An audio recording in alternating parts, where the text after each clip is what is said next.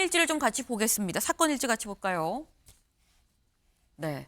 지난 10일, 그러니까 사건이 있었던 건 지난 10일 오후 4시 30분에 하늘양이 돌봄 수업이 끝나고 4시 40분, 10분 뒤에 있을 미술학원 차를 타기 위해 돌봄교실에서 나왔을 때부터 시작이었다라는 거죠.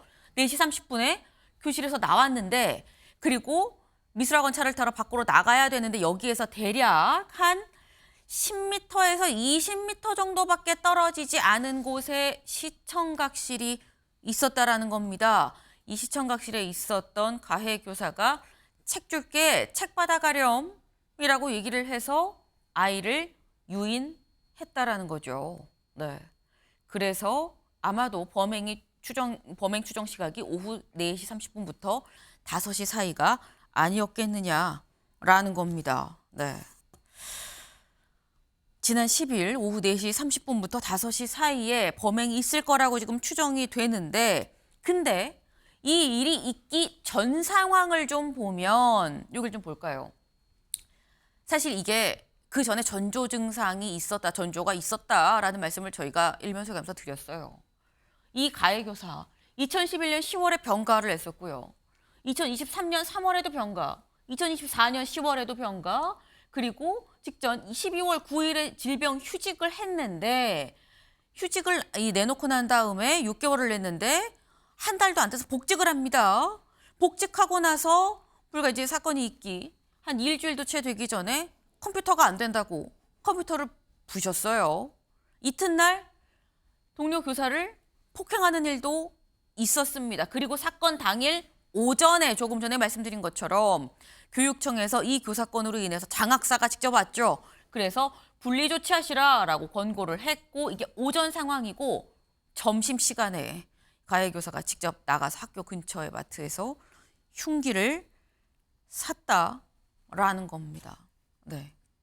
그러니까 이게 저희가 보통 교수님 계획 범죄다라고 얘기를 할 때는 미리 어떻게 할 거다라고 이제 계획을 차근차근 세워서 했을 때를 계획 범죄라고 얘기를 하는데, 마트에 가서 흉기를 사고 사실 거의 얼마 지나지 않아서 하루 상간에 반나절이 채 되기 전에 바로 지금 범행을 지금 한 거거든요.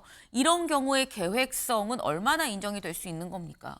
우리가 이제 우발 범죄와 이제 그 계획 범죄를 이제 구분하는 가장 핵심적인 척도는, 네. 일정한 공격 행위와 살해 행위를 했을 때 우발적인 살인은 주변에 있는, 내 바로 앞에 있는 여러 가지 흉기를 사용해서 공격 행위를 하는 네. 것을 우리가 우발적 범죄라고 평가할 수 있는데, 만약에 그것이 아니고 미리 그것이 3시간 전이든 4시간 전이든 어쨌든 간에 미리 준비를 해서 흉기를 준비를 해서 공격 행위를 했다라고 하면 이것은 계획성이 상당 부분 있는 것이죠. 물론 이 계획성이 그 한 달 전부터 있었는지 2달 전부터 있었는지, 이것은 이 사람의 관련된 이 수사가 필요한 이런 그 사항들이죠. 이를테면 개인의 일기라든가 어떠한 내용을 검색을 했는라든가. 네. 그런데 일단은 그것은 이제 수사사항이라고 하더라도 지금 목전에 보여져 있는 그 맥락 자체는, 네. 이것은 그날 바로 그 상황에서 이 아이가 뭔가 나를 유발시켜서 내가 네. 참을 수 없는 그런 이 감정 조절의 실패 때문에 했다라기보다는, 흉기를 갖고 와서 내가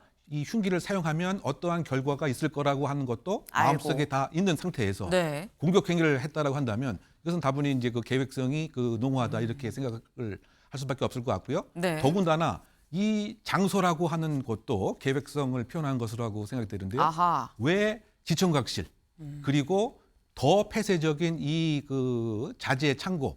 시청각실 안에서도 또 자재창고로 또 들어가서. 그렇죠. 그렇다 본다면 이 결과도 충분히 그 예견을 하는 것이고, 나름대로 끔찍한 행위 이후에 네. 그다음에 무엇인가 다른 이른바 조치를 할 마음도 있었던 것은 아닌가. 그렇지 않고서야 왜 그 좁은 공간에 들어갔느냐. 이것은 사실 일정한 마음속의 지도상에는 어떠한 행위를 할 것이라고 하는 것이 그려져 있었을, 우리가 이것을 이제 인지지도라고 이제 통상 그 표현을 하는데요. 네. 뭐 그렇다고 본다면 이것은 그 순간적인 그런 우발성이라기보다는 상당한 계획성을 어쨌든 갖고 있었던 이런 그 징표가 아닌가라고 평가합니다. 계획성이라는 게 10분 전, 뭐 5분 전, 1시간 전, 뭐 며칠 전이 중요한 게 아니다. 기본적으로 범행을 하기 전에 본인이 뭔가 생각을 하고 어떤 결론이 날 것이다, 어떤 결말이 있을 것이다라는 걸 예측을 하고 인지를 한 상태에서 범행에 임하게 되는 것 자체가 계획 범죄다라고 봐야 된다라는 말씀을 지금 해주신 거예요. 네. 근데 저기 지금 보면은 이 범행 도구로 뭐 미리 산 것도 나옵니다만 병가, 뭐 질병휴직 그러죠. 그러니까 몸이 어디가 안 좋았나 보다라는 생각이 드는 부분들이에요. 실제로 그래서 질병휴직도 보면 들어가 있습니다. 근데 복직을 했다라는 거죠. 다음 기사를 볼까요? 7, 8년 전부터 정신질환 치료를 받고 있었다. 휴직 20일 만에 복귀를 했고 그리고 범행에 이르렀다라는 겁니다. 그러니까 이 교사가 복직을 하면서 의사 소견서를 같이 첨부를 했다라고 해요. 이 소견서를 첨부해서 일상생활이 가능합니다라는 소견서를 제출했다는데 지금 국민일보는 이 부제로 뭐라고 얘기를 했느냐.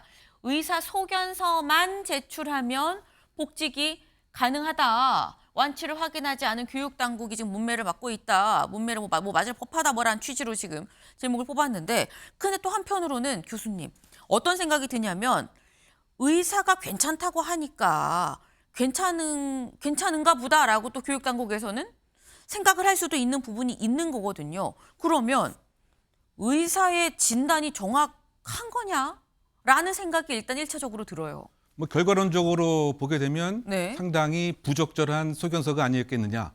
왜냐하면 이와 같은 이제 끔찍한 행위들이 있었고 그 전에도 사전 징절들도 농후했던 이런 상황이 보여지는 거죠. 네. 그 5일 날 같은 경우는 전혀 이유 없이 컴퓨터를 파손하는 거 하면 6일 날은 동료에게 폭행을 하는 뭐 이런 행위들. 그렇죠. 이것은 사실상 이 무엇인가 이 심적인 여러 가지 건강상의 문제가 그대로 있음에도 불구하고 네. 소견서를 냈다라고 한다면 이 소견서의 그 정확성은 상당히 의문시 될 수밖에 없고 더군다나 핵심적인 것은 이 의사가 네. 발행했던 이 휴직을 위한 소견서 동일한 네. 지금 의사로 알려져 있습니다. 그렇죠. 그러면 이것이 20일 만에 확 뒤바뀔 수가 있는 것이냐.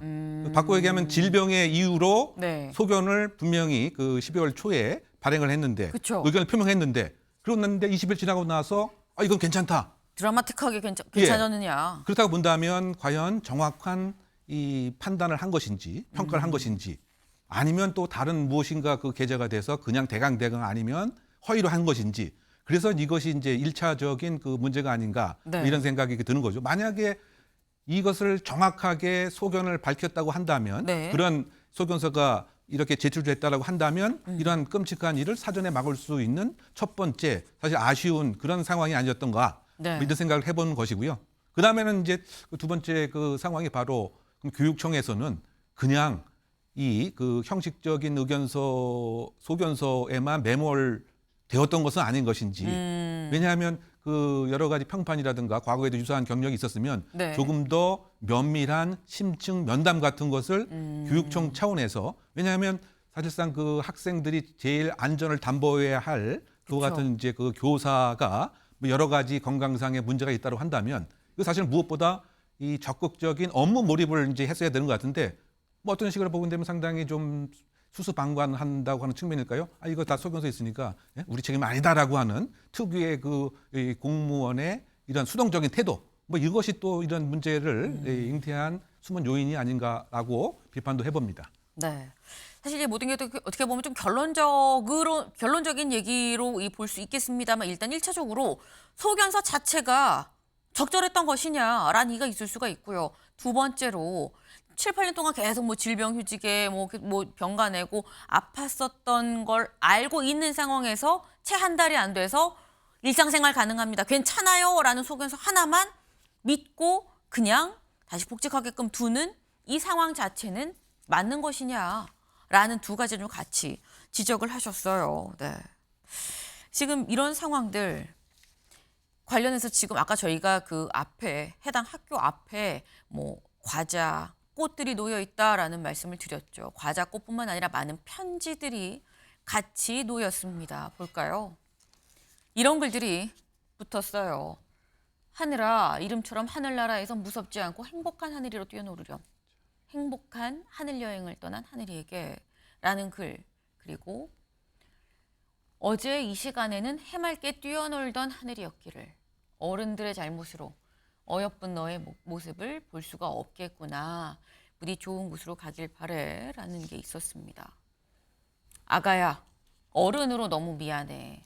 무서움 없고 아픔 없는 곳에서 편히 쉬렴. 못 지켜줘서 미안해 라는 글이 있었고요. 이 편지를 좀 볼까요? 안녕 아가야, 이 근처 살고 있던 언니야. 내가 졸업한 학교에서 이런 일이 일어날 줄은 꿈에도 몰랐어. 너무 갑작스럽게 일어난 일이라 너도 많이 놀랐을 거야. 하늘 가선 꼭 행복하게 지내. 너는 날 모르겠지만 내 진심이 이 편지를 통해 닿았기를 바래. 많이 아팠지? 편히 쉬어. 라는 편지가 있었습니다. 네. 그러니까 이 많은 이 안타까움, 미안함이 묻어나는 편지들. 네. 근데 이 편지들이 결국은 하나의 얘기를 하고 있다라고 생각을 해요. 다신 이런 일이 없어야 한다. 없을 거다라는 얘기를 하고 있는 게 아닌가라는 생각이 듭니다. 근데 다신 이런 일이 없으려면 대체 왜 뭐가 문제였는지를 꼼꼼히 따져봐야 되는 거겠죠. 다음 기사 볼까요? 혼자 돌봄 교실 나오다 참변.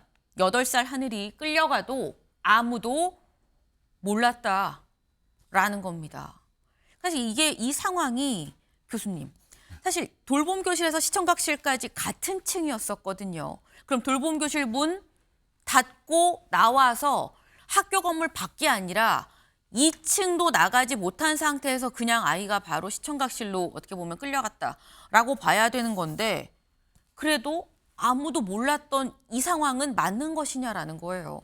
그러니까 지금 이 사건이 발생한 그 해당 학교에서는 네. 그 돌봄 수업이 끝나고 나서 이 교문까지 가는 것을 학생 혼자서 가는 것으로 이렇게 지금 되어 있는 것 같습니다. 네. 근데 또 많은 다른 학교에서는 그렇게 되어 있지 않고 돌봄 교실 끝나는 그 시점부터 보호자가 직접 와서 손을 잡고 가는 이제 이런 형태인 거죠. 네. 물론 이제 이 대전교육청에서는 돌봄 교실의 유치에 따라서 그것이 조금 다를 수 있다라고 하지만 근데 그럼에도 불구하고 지금 초등학교 같은 이런 그 아이들의 행동이라든가 의사 결정 자체는 상당히 조금 만약에 안 좋은 상황이 있게 되면 네. 유인될 수도 있고요. 그래서 일단은 그런 것에 대한 전수조사를 해서 정확하게 이 부모님에게 인수인계를 할 수 있는 뭐 이런 것이 더 지금 시급하게 점검을 해야 될 필요가 있다라고 생각이 됩니다. 그래서 이제 이번 이 사건 같은 경우에도 네. 그 30분, 40분 정도 도대체 혼자만 놔두게 되었던 그런 상황이 이런 이제 일을 발생하게 했던 이제 숨은 요인이 아닌가 이렇게 생각을 합니다. 근데 사실 또 한편으로는 많은 맞벌이 부부들은 아마 이 맞벌이 학부모들은 그런 생각하실 거예요. 학교니까 학교라서 믿었다. 학교가 안전 사각지대일 줄 누가 알았겠느냐라는 말씀을 하실 수 있는 거거든요. 사실 왜냐하면 교실에서 나와서 학교 건물 나오면 건물 나오자마자 바로 학원차를 탈 수 있게끔 거기에는 학원 이 승차를 돕는 선생님이 서 계시는 보통 대부분 그런 식으로 지금 이 상황이 돌아가는데 학교에서 나와서 문 닫고 나와서 그 학교 정문 앞에까지 가는 거기가 그럼 이젠 사각지대로 봐야 되는 거냐라는 거죠. 그렇죠. 그러니까 이제 학교가 안전하기 위해서는 그 안전에 대한 제도와 안전에 대한 투자가 있어야 안전한 것이지. 근데 학교라고 하는 학교 이 단어로만 안전하다라고 생각하는 의미가 없는 거죠. 네. 우리가 여러 가지 이 다중 이용 시설, 뭐 대표적으로 쇼핑몰, 백화점 이런 데 보게 되면 많은 다수의 그 안전 요원들이 배치되어 있죠. 그래서 이제 우리가 안전하다라고 생각을 할 수가 있는 것인데 네. 과연 그만큼의 학교에 대한 안전에 대한 그 투자가 현재 이루어지고 있느냐? 어떻게 본다면 그 퇴직한 그러한 이제 경찰관들 학교 보안관이라고 해서 한두 명 네. 있을 뿐이지 또 혹시 이와 같은 이 나쁜 생각을 갖고 있는 사람들 그것이 뭐 꼭 교사는 아니지만 그런 잠재적 범죄 의지를 과연 꺾을 만큼 그렇게 돼 있느냐? 뭐 참고적으로 그 외국 같은 경우를 이렇게 그 봤더니 그 학교 안에 그 예를 들면 등교 하교 시간에는 네. 아예 그 경찰 차가 그 안에서 주차하면서 모든 것을 다 관장을 하고 있다 보니까 네. 혹시 이제 이런 생각을 갖고 있었던 사람들 자체도 범죄 의지력 자체가 없어지게 되는. 그래서 지금 말씀을 요약하게 되면 그냥 말만 학교가 안전하다라고 할 것이 아니고 네. 안전을 담보할 수 있는 인력과 제도를 구체적으로 투입하는 것이 지금 절실하지 않나 생각해 봅니다. 중요한 포인트입니다. 그러니까 쉽게 얘기해서 이런 거죠. 복도에 만약에 CCTV라도 달려 있었다라면 이 교사가 쉽게 일로 와라고 아이를 복도의 시청학실로 끌고 들어갔겠느냐라는 생각이 드는 부분이 분명히 있습니다. 네.